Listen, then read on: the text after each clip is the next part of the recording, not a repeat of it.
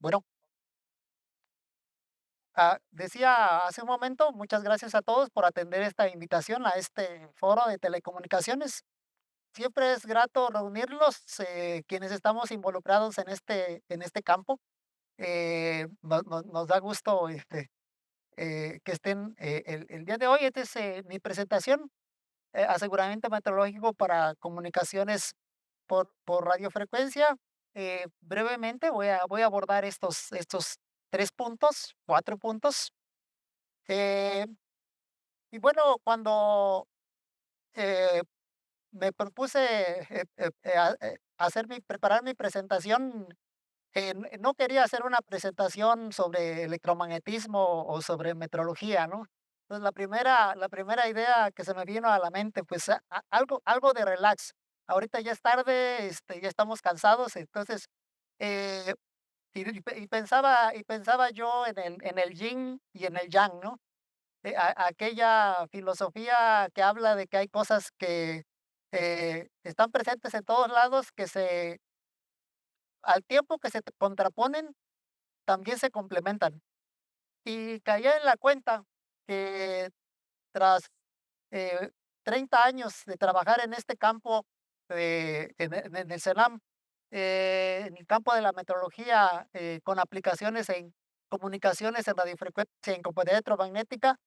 Realmente este es el yin y el yang del electromagnetismo y y de la meteorología. Estos 2 campos, las comunicaciones de radiofrecuencias y la compatibilidad electromagnética, tienen un elemento en común, que son los campos electromagnéticos radiados. Y los campos electromagnéticos radiados, como ustedes saben, son productos de la aceleración de la carga eléctrica. Todo tiene su origen en la carga eléctrica. En el caso de las aplicaciones por radiofrecuencias, las señales que ahí se utilizan se generan de manera intencionada. Se generan con un propósito muy específico, el cual vamos a ver en un momento. En el caso de la compañía electromagnética, eh, las señales se generan de manera no intencionada y prácticamente de manera incidental, de tal forma que muchas veces, sin que el diseñador se dé cuenta, resulta que al final de su diseño tiene por ahí un muy buen radiador de campos electromagnéticos que le causa un sinnúmero de problemas, eh, pero que al final tiene que darse cuenta de que tiene que controlarlos y tomarlos en cuenta de alguna forma, ¿no? Ok. Este es un diagrama muy simplificado de un sistema de radiocomunicación, de comunicaciones en general. Eh, Necesito transmitir información de un punto a otro, recuperarla en el otro extremo. Entonces, alguien tiene que hacer el trabajo de transmitir esa información. Y ese trabajo se hace por medio de campos electromagnéticos, energía de radiofrecuencia. Eh, Uno de los propósitos o uno de los principios que debe haber en un sistema de comunicaciones es que tiene que ser eficiente, ¿ok? Tiene que ser eficiente, que la información se tiene que poder transferir de manera eficiente al mínimo costo y se tiene que poder recuperar prácticamente sin errores en el otro extremo. Entonces, hay varios elementos que es necesario asegurar para que eso suceda. De entrada, la energía que yo estoy utilizando para transmitir esa información, parámetros críticos como la potencia, la amplitud, la frecuencia, el ancho de banda de las señales tiene que tomarse en cuenta y que es necesario, se utilizan como parámetros de diseño en un sistema de comunicaciones, pero hay que medirlos de manera adecuada para que al final se cumpla el propósito que se tiene. En la transmisión, pues, se utilizan antenas. Estas antenas tienen ciertos parámetros como ganancia de gama de radiación, relación frente-espalda, ancho del lóbulo, etcétera. que igualmente son críticos para que mi sistema sea eficiente. Obviamente hay un medio de propagación que en el caso de las señales de radio, pues es el aire, puede ser el vacío en el caso de comunicaciones a más largas distancias hacia el espacio. Y en el otro extremo debo poder recuperar la información y además de poder medir parámetros críticos que tienen que ver con la recepción. Bueno, todos estos elementos deben ser asegurados tanto en el diseño como en la evaluación del desempeño de mi sistema de comunicaciones. Y para este propósito, bueno, eh,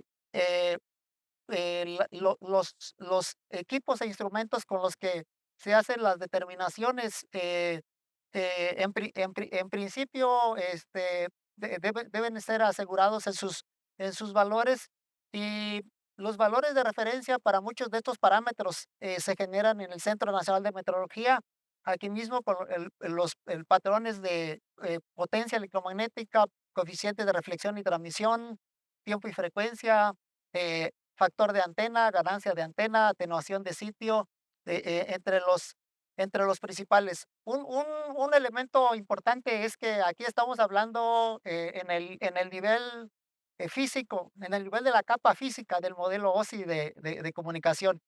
Y como ustedes saben, es el nivel más bajo, pero es el nivel fundamental. Si este no está adecuadamente asegurado, es como jugar un Jenga y quitar la pieza de hasta abajo. O sea, ¿qué va a pasar? Lo demás el resto se va a caer, ¿no? Las señales no se la información utilizando señales no se transfieren de manera mágica, aunque parezca que sí lo es, que las comunicaciones son mágicas, pero hay toda una infraestructura, que da soporte a esto y que es necesario, asegurar. En el caso de las generación de señales, dedicadas, como es el caso de las comunicaciones, los campos electromagnéticos otra vez se producen, de una manera intencionada. La radiación electromagnética, en este caso, se produce, eh, eh, introduciendo una segunda variación en el tiempo, a la carga eléctrica. La corriente eléctrica es carga sobre tiempo y es la primera variación con respecto al tiempo, pero si esta corriente eléctrica yo le introduzco una segunda variación en el tiempo, o sea, hago señales que cambien a su vez en el tiempo, como pueden ser, señales, moduladas o codificadas de alguna forma, entonces estoy produciendo aceleración de carga eléctrica y por lo tanto se produce el fenómeno de radiación electromagnética que hace posible que las comunicaciones funcionen. Ok, ¿qué pasa en el otro campo, en el campo de la compatibilidad electromagnética? Bueno, en los tiempos antiguos, los equipos eran fundamentalmente eléctricos.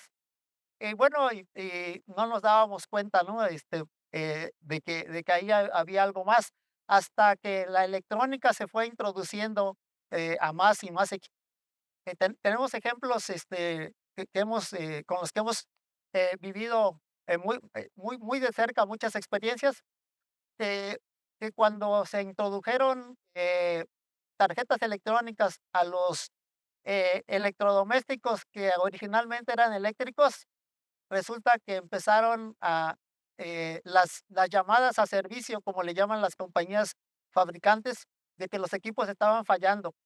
Y la razón era que se estaban produciendo, que había algo de lo que no habían percibido.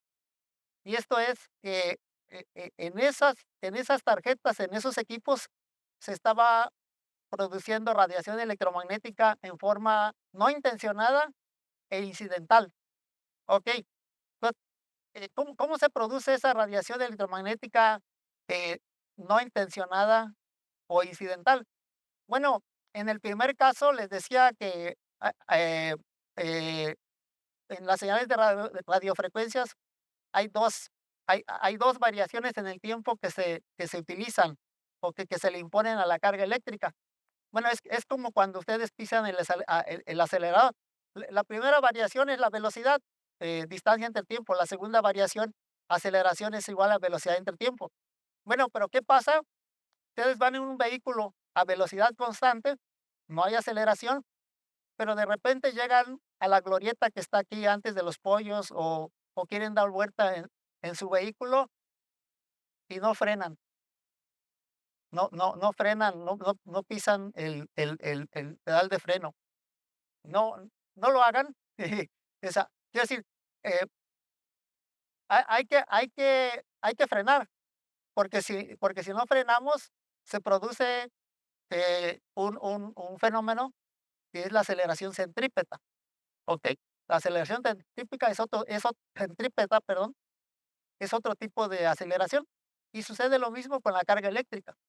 Dentro de muchos equipos eléctricos y electrónicos se produce aceleración de carga eléctrica por aceleración centrípeta o por otras, razones, cambios de impedancia, este, etcétera, se producen radiación electromagnética y entonces se produce un problema. Es necesario evaluar de una manera correcta para hacer que ese equipo funcione. Hay dos, básicamente compatibilidad electromagnética tiene dos aspectos. Una es la inmunidad y otra es la emisión. Eh, Son dos aspectos que es necesario tomar en cuenta. En la inmunidad generamos campos electromagnéticos que son radiados a un equipo para determinar qué tan robusto es ante los campos electromagnéticos que de otra forma van a estar presentes en su entorno cuando estos operen. Ok, eso necesita asegurarse y brindar los niveles de robustez de ese equipo. Ok, en el otro aspecto, ese equipo no debería radiar campos electromagnéticos, el tema de las emisiones, ¿ok? Entonces, esas emisiones son inevitables, pero es necesario controlarlas, ¿ok? Entonces, en el tema de emisiones, se reciben los campos electromagnéticos por medio de una antena y estos se llevan a un receptor y todo este proceso, tanto la evaluación de la inmunidad como la evaluación de las emisiones, eh,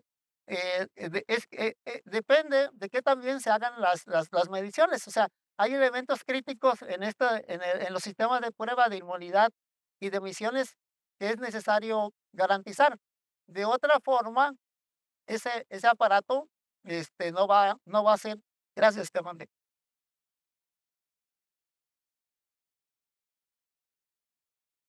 De otra forma, ese aparato no va a ser electromagnéticamente compatible. Tenemos bastantes experiencias con este tipo de procesos. Entonces, todas estas mediciones otra vez dependen de que tengamos de buenas referencias y que sean aplicados correctamente los valores que, que se determinan cuando se calibra un instrumento de medición. Si un laboratorio usuario eh, de un equipo lo envía a calibrar al CENAM o a algún otro laboratorio y no aplica los valores que son resultado de la calibración, tanto el error como la incertidumbre, eh, es una pérdida, prácticamente es una pérdida de tiempo y de dinero. O sea, se pierde la cadena de trazabilidad si no se aplican los valores de los certificados de calibración. No hay trazabilidad metrológica, ¿ok? Entonces es crítico, ¿no? Eh, un tercer aspecto del que quiero hablar tiene que ver también con esta convergencia tecnológica de la que hablaba hace un momento, cuando les decía que fue incorporada componentes electrónicos a equipos que eran originalmente eléctricos, ¿no? Eh, es uno de el tercer aspecto que se considera también como parte del fenómeno de compatibilidad electromagnética es la interacción de la onda electromagnética con la materia o los bioefectos de los campos electromagnéticos. Y bueno, tiene que ver mucho también con la radiocomunicación. En sus orígenes, los radiotransmisores estaban en los cerros, eran cientos de kilowatts o de megawatts, pero a kilómetros de distancia. viene el desarrollo de las tecnologías de radiocomunicación y se acercaron esos radiotransmisores, las radiobases empezaron a estar cada vez más cerca. Y no solo eso, los radiotransmisores llegaron a centímetros de nuestro cuerpo, ¿no? Todos los aparatos que son de radiocomunicación, pues emiten campo electromagnético, ¿no? Y ese campo electromagnético interactúa con la materia, ¿ok? Entonces, el tema del índice de absorción específica es actualmente un problema crítico que ha sido, cuyos orígenes y causas han sido identificadas. En el CENAM estamos actualmente trabajando en darle certeza técnica a las mediciones de SAR. Okey, básicamente, bueno, decía que no iba a dar un seminario de metrología, pero bueno, en metrología lo primero que hay que hacer es identificar un modelo matemático.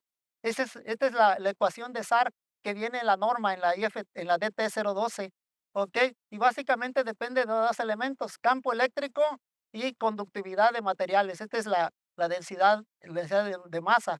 Entonces, es necesario asegurar referencias de campo eléctrico y de las propiedades eléctricas de los materiales que se utilizan para emular el tejido humano, para hacer pruebas de evaluación de la conformidad de equipos de radiocomunicación.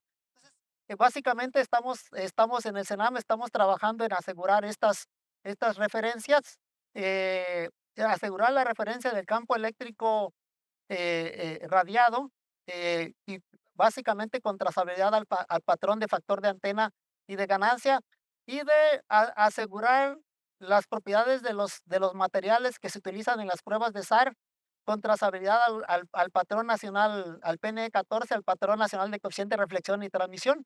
Básicamente, la conductividad y la permitividad de los materiales dependen de 2 parámetros, dependiendo del método, ahí vienen en la norma, en la DT-012, pero básicamente se determinan con base en mediciones de parámetros de coeficientes de reflexión y de transmisión.